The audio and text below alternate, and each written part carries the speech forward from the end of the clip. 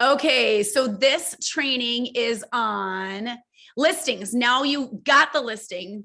Now what do you do? There's a lot of things to do once you have it. So let's talk about all those things. So you've already been there, you've won it, you got it. Now what? So here's what I'd say is there's some things right away in the beginning that you need to schedule. Okay. So even when I'm at a listing appointment, there's times where I'm on my phone and I say, hey, listen, are you okay if I ask for, the measuring person? There's three things that right away you need to schedule: measuring if you need it, stager if you do it, and photographer. Okay. So some of these times when I'm at a listing appointment and either I know I got it or I'm assuming the sale, I'm assuming I'm going to get it and I'm going to put them on the calendar. A lot of times I do that. For some reason, if I don't get it, then obviously I cancel the appointment, but a lot of times I just move forward and I do it. So the first thing is the measuring appointment. So obviously, before you've gone to this listing, you're going to look on the MLS and see if there's any measurements on there. And one of the biggest questions I always ask my listings is since purchase, have you added any square footage? Have you added, a four season? Have you added the lower level? Did you do any renovations like that? Because that's going to tell me if I need to remeasure. Now, technically, every home is supposed to be remeasured by you. Okay. So again, technically you are supposed to have every home that you list measured. Does that happen? And is that realistic? That's not what I typically see. But for the purpose of this video and people seeing that, I'm making sure that I'm saying that. Okay. What I want to encourage you is to ask these questions to the seller. Have you added any square footage? And then know that you need to book someone. So I have a list of people. If anyone needs them, let me know. But right there, a lot of times when I'm at that listing appointment, because they know their schedule, I will, Zoe is my measuring girl. Zoe, hey, what's your availability? Let me know. And then she always knows our code. And I always tell people, like, you can be here or not for that appointment. It doesn't matter. So I'm walking them through that. The next thing is stager. So one of the biggest things for me for listings that is, I think, really actually separated us and helped us become better listing agents is having a stager. Like in the beginning, when I didn't have the money and I didn't know a lot about this, I would do it myself. So I'd walk through someone's home because a lot of times we do know what needs to be done, right? You need to paint agreeable gray. Those window treatments have got to come down. Like there's things people need to do. However, I learned this in the beginning. People don't like to hear all that stuff. They like their red wall. They like their green wall. Okay. And I don't want to be the bad guy. I want to be the person that we're partnering with to sell your home, to market your home. And I don't want you to be ticked off at me if, I give you real advice, right? Real advice, but you don't want to take it. So I've learned to remove myself. And, if you have a stager, great. If you team up with, I would, if you don't have someone, I would team up with somebody. This costs me $200 to $250, I think. And it's up to 2-hour appointment. I can't remember exactly what I pay. And it's absolutely worth it to me. So we have a staging team. We send somebody in. So I will be at a listing and I will say, hey, Deb, what's your availability? So, and then I get them on the calendar. So that's the second thing that you can do. I'd also really encourage with this staging appointment to communicate with your stager. So a lot of times I will be at the listing and I'll say, hey, listen, I'm going to take a little video here, but this will not be used for social media, but I'm going to take a little video just so I remember. And sometimes I'll revert back to that when I'm doing like the MLS write-up or something. But honestly, the reason why I'm doing that a lot of times is I'm showing Deb. I'm showing Deb before you get in here, and I really communicate with her and let her know, okay, these are the things I need you to focus on. Painting, cleaning carpets, cleaning windows. I will really communicate with my stager, and I will also communicate, hey, listen, do not really bring up painting. You can let them know that the majority of new construction and what we're showing is agreeable gray. Kelly agrees or whatever. Like, you don't have to paint, because there's times, guys, where my stager will go in there and freak my people out too. And I'm like, we got to get the home on the market, right? I know that if people do more and more, I absolutely believe this. I've seen it time and time again. The more things that people do, the more time they spend, and they could only spend like $2,000 fixing things up. The multiples that they make are tens and tens and tens of thousands. I mean, I've seen 30, I've seen 50, I've seen 75. So for those homes that are really truly ready like that, people make so much more money, but we can't control, like sometimes people don't want to do it. We got to get the listing too. So you don't want to offend people. So that's one of my things I like about sending someone else in is Deb. And she's kind about how she delivers it too. She's talking about, removing pet things, dishes, removing everything. There's a lot of things that she's hitting on there. And I just really like it because a lot of times people, then they'll call me and they're like, oh my God, Deb said we had to paint, and then they're like, oh, they're annoyed with Deb. Well, at least they're not annoyed with me. And here's the deal. I'm trying to make people the most amount of money and sell them the quickest. I know that real advice like that is going to make them more money. So I do feel like it's my job to provide that and be real with them. I just hire someone else to do that. Okay, so anyways, that's my spiel about stagers. So measuring appointment schedule, stager schedule, and then photography. So a lot of times that photo appointment, they've got a lot to do. They got to declutter, they got to clean, right? So a lot of times for our team, we're listing properties on a Friday. So I like that. I tell people that last day that you want to do that photo appointment is the Monday before the Friday that they go live. That's another time too. I'm communicating with Dan. I'm saying, Dan, when are you available? And a lot of times, I'm right there scheduling it, or it might be later. But that is something that you can start to schedule as long as you know that the day that they're going live. If you are at a listing appointment and you don't know that the day they're going to go live, don't have that conversation yet. There's so many things that need to be done. You don't want to overwhelm everyone. So maybe have that conversation later. But to talk about photos for a second, for our team and what we offer, obviously, if you're not on our team, you partner with a photographer, right? Photos to me are super important. There's terrible photos on the MLS in all different price ranges from low to over $1 million. It's crazy to me. But anyways, what we offer is we also offer aerials. So part of our listing presentation is, there's a lot of people that don't do aerials included. We include them. Okay. And also for some of our properties, we also include video, not all of our properties, but some of them. These are conversations then that I'm having with my photographer. Dan, please know that you're doing regular photos, aerials, and video for this property. Okay. For our photographer, he turns things around in like 36 hours. It's awesome because he shoots during the day and his editorial people are like in India or there's somewhere else. They work overnight and we literally can get it the next day. Now, I always say under promise, over deliver. So tell your clients 48 hours and then they're done usually quicker. Just in case it goes a little longer, you don't want people freaking out because sellers freak out. Thought you told me I was getting them today. So tell them 48 hours. Under promise, over deliver, and hopefully you have them early.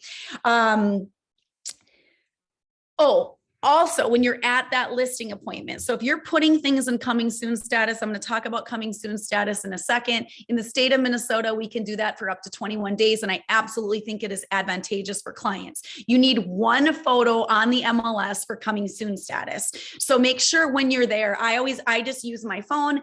I always do horizontals for the MLS. So I take a couple when I'm there. I also do some videos. So I have stuff for social media once I have it listed, but make sure when you're at that property, you take a couple photos so you have something for coming soon status. Then once I have the professional stuff, I remove my stuff from my camera and then I just use that. But at least you have something and don't have to go back to the property. So those are the 3 things right away that you need to schedule. On my team, you are in charge of scheduling that yourself. So, get in contact with them, have them on speed dial, and set those appointments up yourself. I also forgot on here to talk about, I'm going to have to circle back ordering the sign. Let's just talk about that now. I thought it was so organized. Now I'm thinking of extra things. So the sign in the yard, you must have people under contract before you can put a sign in the yard. But I'm an advocate on what we do of all the things together working to help sell homes. Okay. I don't know if it's going to be social media. I don't know if it's going to be my open house or my open house signs or just even the sign in the yard, but all these things together really matter. So for me and my properties, I want that sign in the yard ASAP. has to be under contract. You have to have paperwork to have a sign in the yard. But here's the thing about the state of Minnesota. When you order a sign, Gopher State has to come and spray the yard first. And it's a process and you can never expedite it. Like I've asked them like, oh my gosh, I need the sign in the yard ASAP. Can you put it in the yard? No, they don't expedite it. Gopher State has to come and spray. And it's at least usually 3 to 5 days. So 3 to 5 days. And I always tell my people, they're going to come and spray first. Make sure you prep your clients. They're going to come and spray first because otherwise people freak out. Oh my gosh, they're spraying my yard. I'm going to see it in the photos. And they freak out. So it's normal. They're going to come and spray your yard. After the sign is installed, you can remove there'll be little flags. You can remove the flags. But the biggest thing of telling you guys is having that sign in the yard, especially when there's low inventory, people will call you. You know, people are calling you. I want to get in. I want to see the property. That's a lead gen source for you too. So anyways, get that sign ordered and in the yard. Okay, let's talk about paperwork. All the fun paperwork. Now, there's other trainings that I'm going to do to dissect paperwork even more, but obviously you have to be under contract. We got to talk about some of this. So let's dive into some of this paperwork. So agency, this is on a different training, but agency, you got to have signed before anything else, right? So in real estate school, we learn first substantial contact with the client. Anyone talks price, terms, or motivation, you have to have it signed right away. So that's what I have to say. I know that a lot of times people don't do that, and it's not always realistic that everything is signed immediately once somebody talks about something. You're supposed to do that though. So I want to make sure I say that. However, make sure if you don't do that, that this is at least signed 1 day in advance of all the other paperwork. You must have that done before.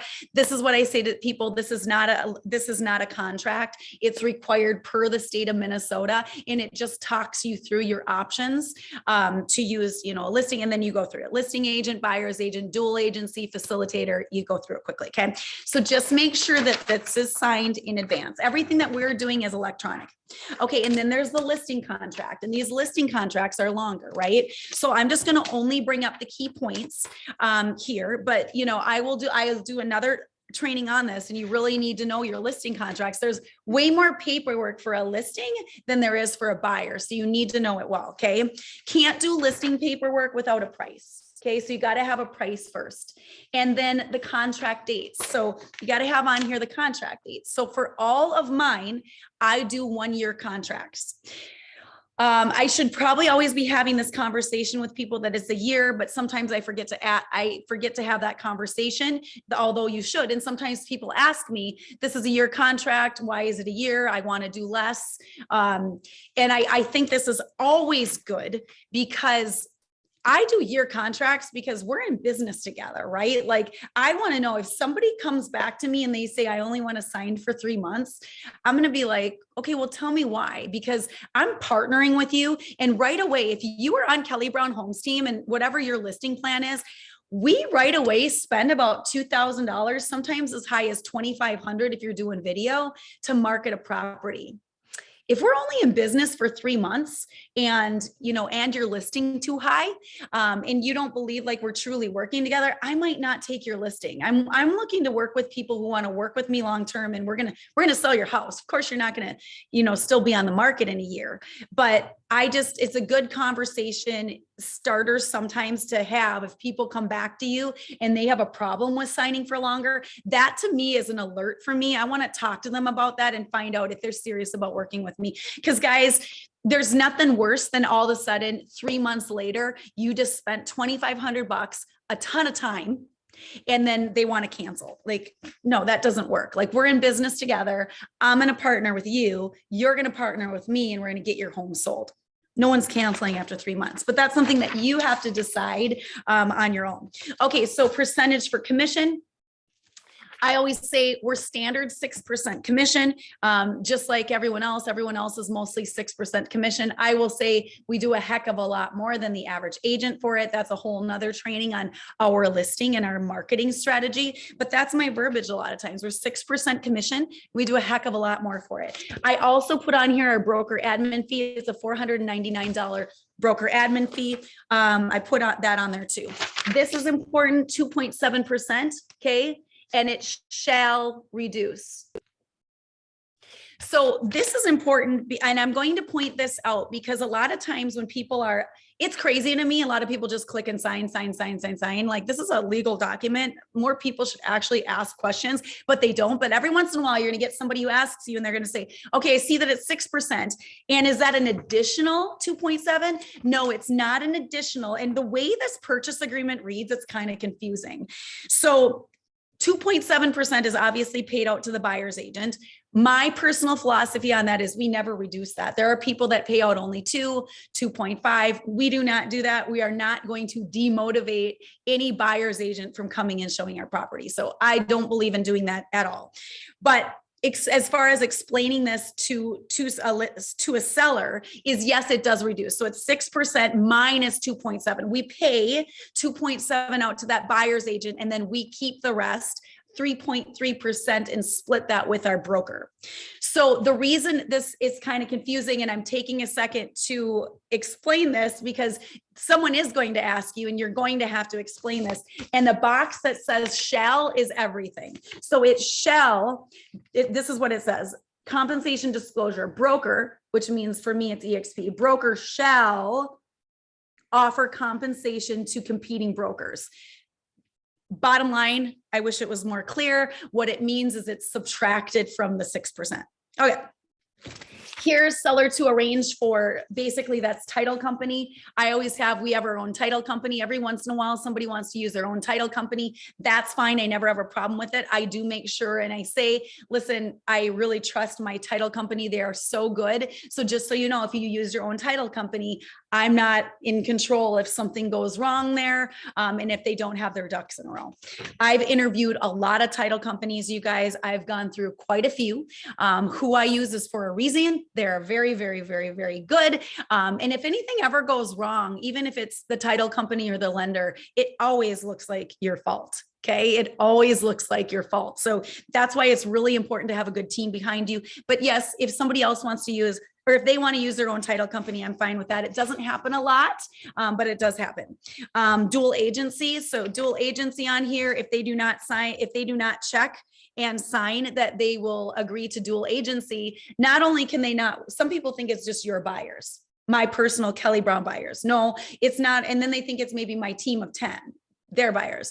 No, it's anyone within the brokerage with EXP. So if people understand that and you explain that to them well, like, we want to make sure, obviously, to get as many offers as possible, get you into multiple offers, drive that price point up. We want to be able to work with everyone. Obviously, I haven't had anyone ever decline that, but sometimes people wonder, like, they do want separate representation. Maybe they don't want me, this doesn't happen a lot, to represent both, but they still need to sign dual agency, because otherwise no one from my broker EXP is able to sell that listing, which in my opinion would be a big disservice to that seller. Okay, so just going through the rest here. Okay, so affiliated business. So with EXP, we have affiliated business. My other brokers, we did too. This is just saying that the different companies that they own. I always say to people, yes, EXP owns these other companies. There's a lender and title on here. I don't use them, so it really doesn't matter, but I do need you to sign it. Coming soon authorization. Okay, this is important. Coming soon status. That's important to me, because you can, on the MLS in Minnesota, put in coming soon status for up to 21 days. I think that's advantageous. I am advertising this property on the MLS and showing people beforehand, but you must have coming soon status. Now, no, when you are in coming soon status, can you show the home?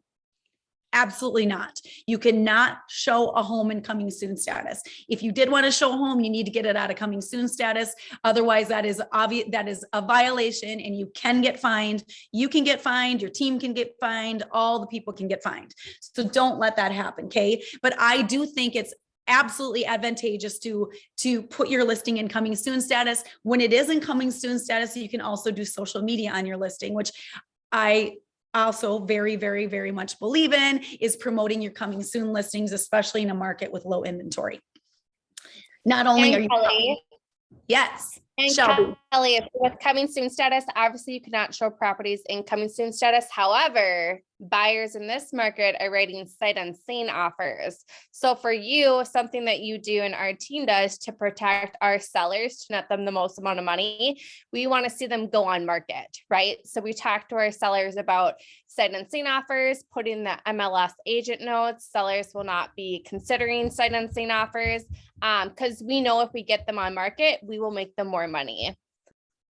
I love that. I think that that's fantastic. And one of the things I'm going to be talking about is this is a printout of the MLS. And one of the things that Shelby is talking about is the agent remarks. I'm going to go over that. Now, with what Shelby said, you have to have that conversation with your sellers and say, hey, listen, what we have found is that many times people are being even as aggressive of going to your door and giving you cash offers. What we have absolutely found time and time again, but it's up to you, is that we do not take sight unseen offers. And instead of us even getting them, we just put it on agent remarks as long as we have seller permission. Seller is not entertaining sight unseen offers, period. So that's what Shelby is talking about. Now you have to have permission like that. And you also have to have a strategy and really believe in it. Shelby had one. I still think it's a great one. You was out of school, City of Plymouth. I can't remember. I think it was 580. It was 580 listed. Yeah, it was 580 listed. You got a sight unseen offer for 600. So that felt really good. That home had like 18 offers. That same person actually won, but they increased by another 30.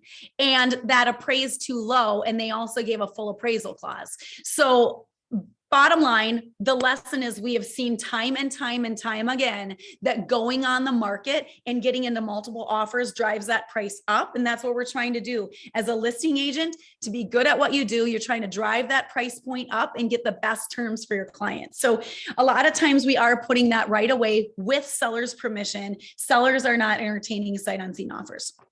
So that's great. So that's coming soon status.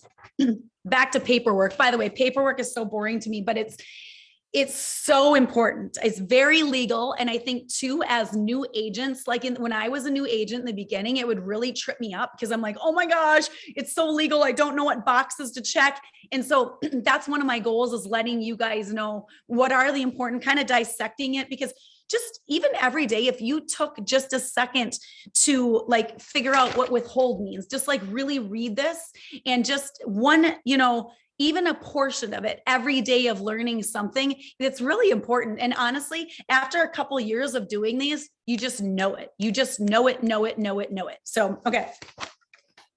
Withhold, let's talk about that. So if you are writing on a property that's over 21 days, you can put it on the coming soon status. You want to, if it's over that, you want to do a withheld. Okay. So you want to do a withheld. In withheld status, there is this little cheat sheet from the MLS that I love that I'll give everyone. Let me know if you want it. But withheld status, I don't believe that you can promote listings. You can't promote anything on social. Honestly, I can't remember right now because I don't do a lot of withholds. I do all coming soon status. And I know once I do coming soon status, I can promote my listings on social media. But if you're signing ahead of time, 2 months ahead of time or something, do a withheld. So you know you're under contract with somebody. They're not going to go with somebody else. And now you're doing all the things. You're paying for staging. You're doing whatever you're doing. Okay. Next thing is MLS input. So I will say with this, I have a TC, transaction coordinator. Chris will auto populate this from me from another listing. Be very, very careful though, because then you need to go through this and dissect it and make sure it's all correct, because likely there's going to be things on here that aren't necessarily correct from the last agent. So you need to go through here, but at least when Chris does that, it's a starting point for me. And then I dissect it from there. So the things I want to point out on this, so all these things, right? And you also have to have measurements. So these are measurements. You got to have measurements before going on, and a price before you can do listing paperwork. So one of the things on here that Shelby was just talking about too is agent remarks. So I think agent remarks are really important.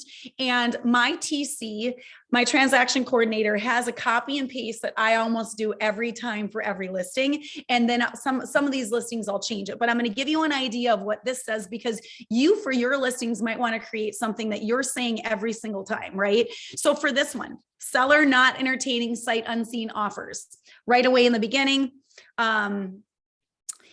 Also, I put on here, written statement is required on all offers. So written statement, I do a training on, we can talk about that. That has to do with, securing the earnest money for the seller.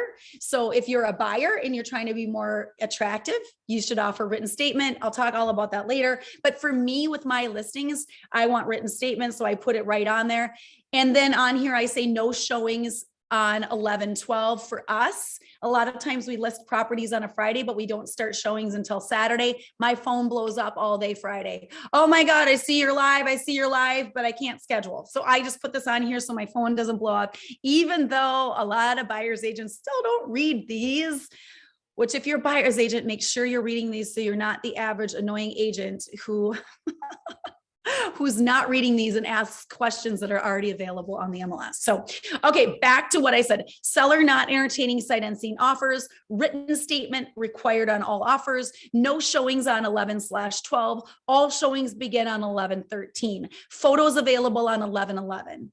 I also put that on there so people aren't hounding me about photos. I put it on there. That's when they're going to be available. They'll be available probably the Wednesday prior to going live Friday. So I make sure I have those photos done on Monday. They're done by Wednesday, and I put that on here.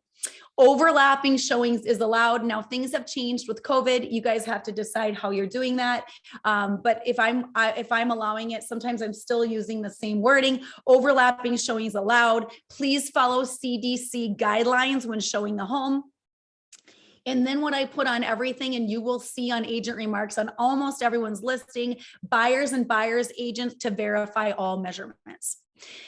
I put that on there, but also I think if your measurements are ever incorrect, I don't think that holds up in court. I put that on there, but you need to make sure that your measurements are correct. But I still put that on there. So does everyone else, but I'm really encouraging you guys, you got to have accurate measurements. Seller net sheet. So how I do seller net sheet is, let's say it's a $500,000 home. I put on there, I'll probably do 515, or I'll probably do like 500 or 510, 505, 500. Okay.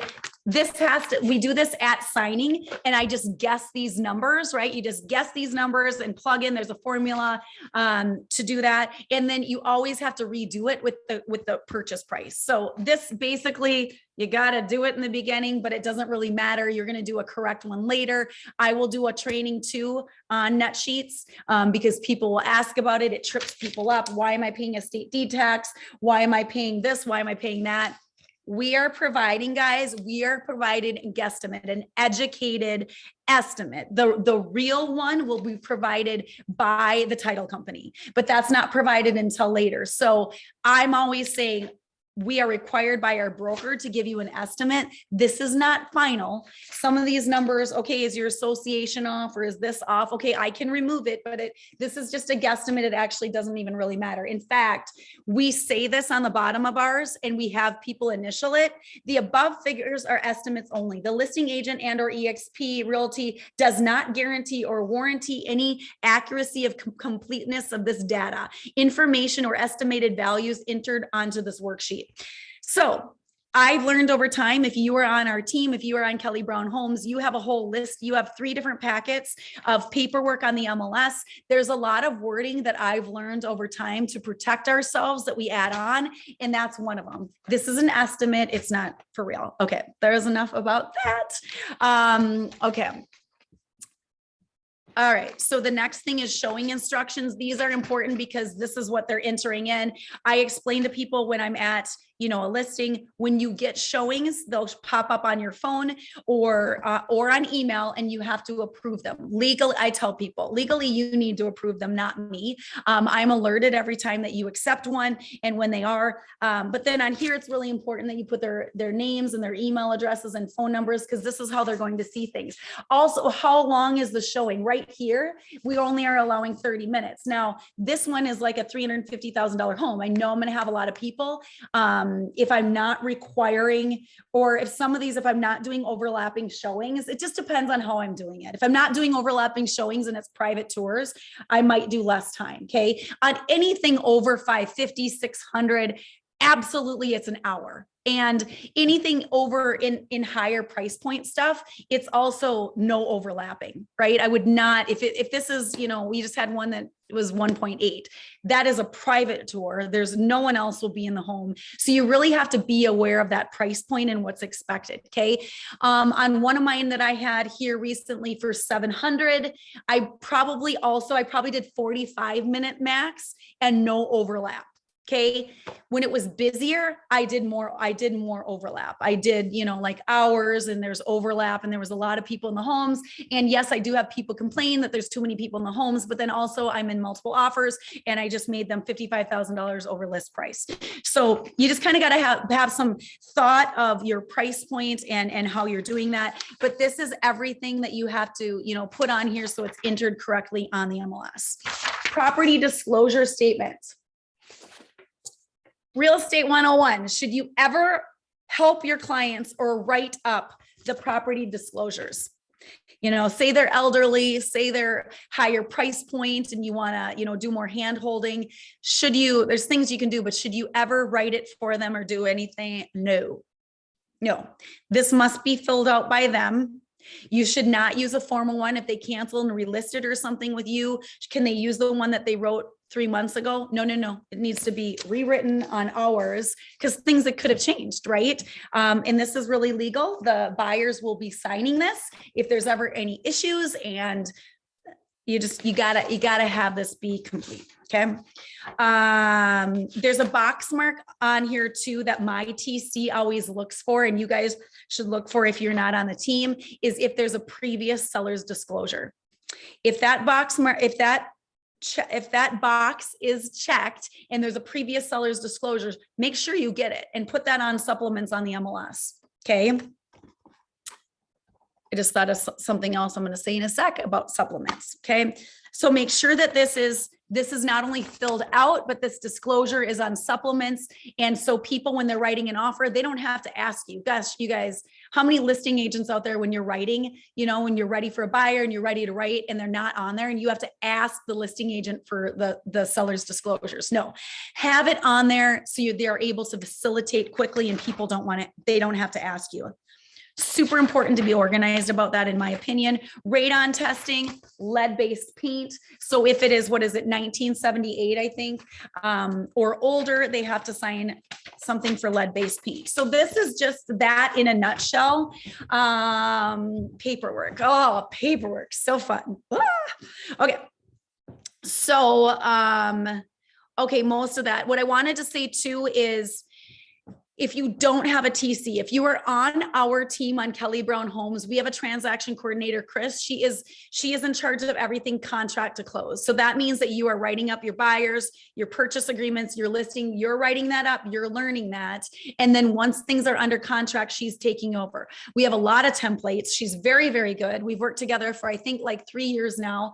I've tweaked so many things. They're pretty thoughtful, I think, including wording and paperwork as well. So if you don't have a TC and you're growing, like for me in the beginning, even when I was new, there's a lot of legal stuff and there's just a lot of things contract to close that go back and forth between lender and title. She handles that all for me. It's probably 400-ish a transaction. I would encourage everyone to have a TC. I think it's really smart if you're growing your business. I think your time, this is just my opinion, everyone has their own business and you decide, but I think as a realtor, your time can be spent way better. You will make way more money by putting that into selling more transactions, buyers, or listings than you will on doing more paperwork. So I feel pretty strong about that. I have always had a TC. It's hard to find a good TC. So interview people. Okay. Coming soon exposure. I did bring up before. I'm going to bring it up one more time again, because I think it's very strategic to make sure that they're in coming soon status. You have to have the paperwork. They can be on there for 21 days prior. That's pre-marketing, guys. That's, and you need one photo to be up there. Yes, you need the price. So a lot of times, why did I say this? A lot of times I just wanted to prep you guys. So I'm looking at my notes, right? So a lot of times on homes, I'm just making a ton of notes on homes. I'm going to show you guys. So let's see one that I've sold lately. I just want to give you guys this because there's a lot of things once you start getting it going, you can, change the wording, coming soon. Now it's for sale. Now it's sold. So instead of rewriting it every time, I just do a note. Oh my gosh, how annoying. Okay, let me just search for someone, Colleen. I know that I will find this one. Okay, so like for example, with this one, I have all this written up already. So how many beds, baths, right? I have the whole write up. And then I have something here that like literally I can copy and paste. So when I'm doing my coming soon, so I'll just change wording. So before Wayzata schools, I'll put coming soon. I'll say just listed. And then I literally take this and I copy and paste it because I'm doing a couple posts for them. I'm doing stories, I'm doing Facebook, I'm doing Instagram, I'm doing all the things, right? So I just wanted to encourage you guys, have a note section where you're not rewriting it every time, where it's just organized, right? Okay, so that's that about coming soon. What else did I want to say? Oh, on our team, we share each other's coming soon listings. So this is really advantageous. Like it's part now of my listing presentation. When I go and meet with people, not only are you going to be on my social media, which I have about 5,000 followers, and just even this last weekend in coming soon status, I had one person call and want to see the home before I even went on the market. So I know I'm adding value to my sellers for doing that. I know it's adding so much value. So make sure you're doing that. Sure you have paperwork first. And then also for our team, we're sharing each other's listings. So all of a sudden when I'm at a listing presentation, I don't promise it. I say, I promise that you'll be on mine, and this is part of my marketing strategy, but I'm also a team of 10 and we share each other's stuff. So not only are you going to be on mine, you're going to show up on other people's and get even more exposure. And this has helped me with my listings too, of my teammates showing them and all of a sudden they bring in buyers. Like this just adds more momentum, more buyers, more offers, more money. So anyways, big advocate of coming soon status. Let's talk about the MLS listing. So obviously this is what it looks like. What do I want to say about this? So public remarks. Oh my gosh, if you guys aren't writers, this used to make me so nervous. I used to spend so much time like writing up my listings. Now I have a format that I pretty much use. I can write them pretty quick when I'm in a house. Like I know my format, I know how I do it. So just figure it out. If you're newer and you're not used to it, just know it will get better. Look at other people's, use examples, things like that. And then so for listings, obviously you have to have public remarks. You don't need it right away. You can still go on coming soon status without public remarks, but make sure you're populating both agent remarks. So obviously agent remarks is only agency. The public can't see that. I know that's like obviously what exactly it says, but just know you can put anything there that the public won't see. And then public remarks, obviously that's public. And a lot of this stuff is populating other search engines, although I'm saying to my clients all the time, I can't control other search engines. I'm saying this all the time. In fact, this is on a template that my TC sends out. We will make sure the MLS is accurate. We cannot control any other third party, Zillow, whatever they are. I cannot control it if it's right or wrong, but I will make sure that the MLS is correct. I'm saying that every once in a while, and it's really annoying, but make sure you say it. Okay. Oh, also one other thing I wanted to say that we didn't say, we started talking about agent remarks. The new thing that I'm putting in agent remarks here is trust funds. Okay, so trust funds is used for earnest money. So earnest money, if it's sent through the mail, then like every once in a while, like, oh shoot, we didn't get it yet. When did you send it? Oh, you sent it that day. Well, maybe the mail is slow. I don't know. Is the mail slow or did my office lose it? Like, I don't know. Like it can take longer to get mailed in earnest money. So we've started putting in trust funds. This is what I say on agent remarks, trust funds to be used for earnest money. I talked to my broker. I cannot say it's required. I cannot make anyone use trust funds, but that is my way of saying that is what we prefer. Trust funds to be used for earnest money. So I put that on there too. If you look at an agreement, it says earnest money is due within 48 hours. That's quick. Especially, if they're sending it and they forget to put it on one day and then it's the weekend, you're not getting it within 48 hours. So as a listing agent, it's your responsibility to make sure you have that money and it's in your broker's trust fund, right? So you do need to keep on that. Is it the end of the world if you don't get it on time? No, it's not the end of the world. However, what if there was an argument about earnest money at some point? And what if your seller was like, it's through inspection or whatever, I get to keep that earnest money. I get to keep that earnest money. And what if you're like, oh crap, we never got the earnest money because it got stuck in the mail and this, that, and the other thing. So anyways, I just think I've never had a problem with it. I just think it's one of these things that's really important. As a listing agent, you need to make sure that you receive the earnest money. For us, our TC checks that off the list and makes sure that is done. Okay, another process for us is the brochure and social media. So we actually, on our team on Kelly Brown Homes, we have a designer. It was one of my first hires. I'm all about marketing homes and making sure things look really, really nice. That's something that has kind of separated me. So I think my designer is super important, that she has all the information. So on our home. So I would encourage anyone, if you can use Canva. So if you're not on our team, you can do your own stuff. But if you're on the Kelly Brown Homes team, make sure you're communicating, you specifically are communicating with Edana, our designer, and let her know information before even photos are taken. There's a lot of things that you can do before those photos are taken. So these are examples of what so we do the same. Can you guys see this? The sun is kind of bright. So this is an example of one.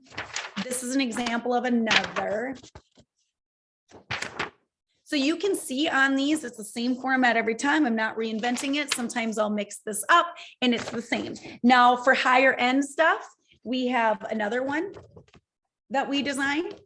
So, and we have a different printer for this. Okay. So I'd say, have a format, have it ready to go. So you're not recreating the wheel every time. Right. So for my team, there's things on here that she needs to know. So you should have copies of these: beds, baths, garage stalls, built in what year, how many square footage, how many acres, and the price. Now, if there's stuff, sometimes I don't want price on here, right? Sometimes I don't want price on here, but if you do, add it on there. And then obviously we talked about those public remarks that you wrote. I also put that on here. And then, the agent is at the bottom. Okay.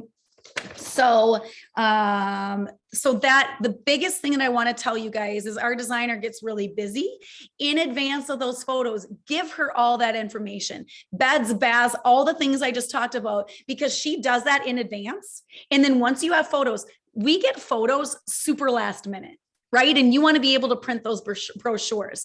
So we get the photos super last minute, but if you already gave her the info, she already formatted it. All she has to do is drag and drop photos. You will get it so much quicker. So that's really important. Listing agents on my team, make sure that you are getting her information in advance so she can prep your brochure, and then she can just quickly drag and drop photos in. Okay. So that's super important. You got to have your ducks in a row with listings, guys. There's a lot more that needs to be done for listings. Write them down, check it off the list, have a TC, but do all the things and just write them down and get it done. But there's so much that you can do before photos.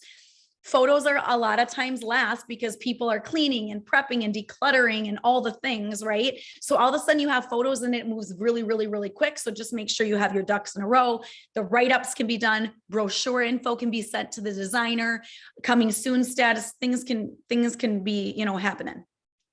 One thing I would add too for the agent notes, Kelly, I know that you talked a lot about agent notes, but something that you could also add that we found to be really helpful is the seller's preferred close date, right? That way you're not getting calls all the time, when are the seller's preferred close date? And then also any other information that may be outside of the ordinary. Let's say if there's a personal item that technically is a part of the PA, but the sellers wants to take it with them, like curtains, curtain rods, TV mounts. Put that all in the agent notes up front. So that way, when the agent goes to write the offer, they've already prepped their buyer and it doesn't hold up negotiations. I love that. Okay. So 2 things on that every single time. And that's so good. Ideal closing date in the agent remarks. Seller's ideal closing date is X. If there is an exact date that they're trying to match, great. Seller's ideal closing date is the week of this. So personally, guys, I tell everyone I stay away from Fridays and the last day of the month, and for sure Fridays that are the last day of the month, right? Why? Because title companies are super busy. And this hasn't happened to me for a long time, knock on wood. But if something is held up on a Friday and you don't close on a Friday, they're not closing until Monday. And if they have moving trucks, oh, this has happened before. If they have moving trucks and they just have all of their frozen goods on a moving truck, it's not going to last until Monday, and people are pissed off. Okay. And it's not your fault, right? But it's always your fault. It's always your fault as a listing agent. So you got to predict some of these things. So I stay away from Fridays all the time. For some reason, if anything, went long, at least we're not waiting until Monday. Okay. So I think that is fantastic. In agent remarks, make sure you're always saying ideal closing date, whether they match that or not. You're offering up this information right away. They don't have to call you and ask. It's just on there. What else, Shelby? You just said something else. Oh, personal items or anything out of the ordinary. Personal property. I love that. So make sure. Oh, I don't have a purchase agreement here, but make sure you look on that purchase agreement to see what all personal property is included, because they've changed it recently, and it includes blinds, drapes, window treatments. It includes the PlayStation outside. It includes a lot of things. So if you know upfront when you're at a listing that they're taking their play set with them, make sure they're taking their play set, they're taking.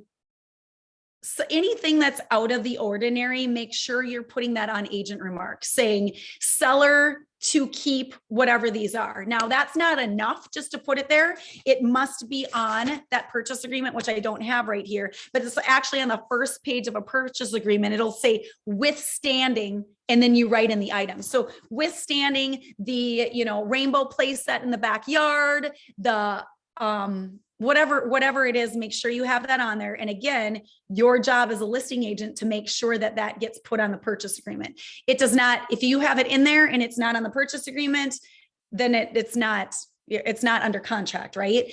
And then other things too, like I tell people too, if they're planning on taking their drapes, take them off before photos, take them off before, people even see it. And a lot of times we want them to take them off anyways, because I'm saying all the times, bright homes sell. Well-lit homes sell, and sell for more money every time. If I ever hear a comment, the basement is dark, the home is dark, that is like, you do not want to hear that. That is like longer days on the market and less money almost every single time. Okay. So that is pretty important. So that's about personal property. Really, really, really good. I also want to say you can put supplements on the MLS as well. Now, our team, there's a couple supplements that our TC gives them, and it's utility information. So right away, we have something for utilities. This is the utility information. No one has to ask me about utilities. Okay. How much is it monthly? It's all on here. It's guesstimated. Here's utilities. The other ones we do is updates and improvements. Okay. Kitchen, whatever, updates and improvements. It'll also say things on this checklist. If anyone wants it, ask me. For our team, this is provided by our TC. This automatically goes to your seller, so they will fill it out. If they don't fill it out, then we don't have it. But if they do, it's a nice supplement. It'll say things if there's a sump pump, if there's radon, if there's irrigation, if there's an association, things like that. So supplements can be important so people don't have to ask you. Seller's disclosures, I'm almost always put first. My TC always does. She'll go online and look for property tax records and see the shot of the acreage. So she'll do that from above, so you can see, is it a pie-shaped lot? Is it a what? A lot of times people are asking that. So right away, we're just always putting that on there. And then, like I said, utilities and updates and improvements. If you have association documents, those need to go up there right away as well. So let's talk about association documents next. So it's advantageous when you have a listing to get those association documents ordered. If there's an association and, it's called a CIC period or CIC documents, it is absolutely advantageous to have those on as supplements up front and to have those signed off. So if you guys don't know this already, per the state of Minnesota, buyers have 10 days to review the documents. And for any reason at all, they can cancel and walk away. So let's say you have an inspection period of 5 days and you're through the inspection, but you still have a 10-day CIC period. They still, during that next 5 days that you have left, can get out of the purchase agreement for any reason at all. There's some strategy involved in that I'll talk about on another training. But my bottom line to you as a listing agent is you need to make sure you have those association documents, and they have to be ordered through the association. Should you as a listing agent order them? Should you as a listing agent call the association? No, I'm going to say absolutely every time, due to liability, we don't do that. Like all of a sudden you're like, oh yeah, I wanted to help someone and then it didn't get done. And then that's going to be on you. So no, they need to do it. I always say, legally, I'm, per my broker, I actually can't do that, but here's the information, all you have to do. And then Chris has a template of what to order. Rules and regs, governing docs, budgets, whatever it is, there's a whole list of what we need. And we tell people, and we have a template, and if anyone wants it, I'm happy to share, but we have a template that says, we encourage you guys to order these in advance. They cost about $400. So we're always prepping people in advance. And if you don't prep people in advance, they're going to call you and they're going to be like, that's baloney that this is $400 or whatever. And you're like, you know what? Actually, every association is that way. So if you have an email template already done, yes, it's, it's going to be at least probably $400 a time. It's required per the state of Minnesota, not me, not my broker. It's required. So you got to do it if you want to sell a home in the state of Minnesota. So my biggest point of having these is you need to get through that 10-day period. A lot of times on strategy calls that we'll talk about, we reduce it to 3 days.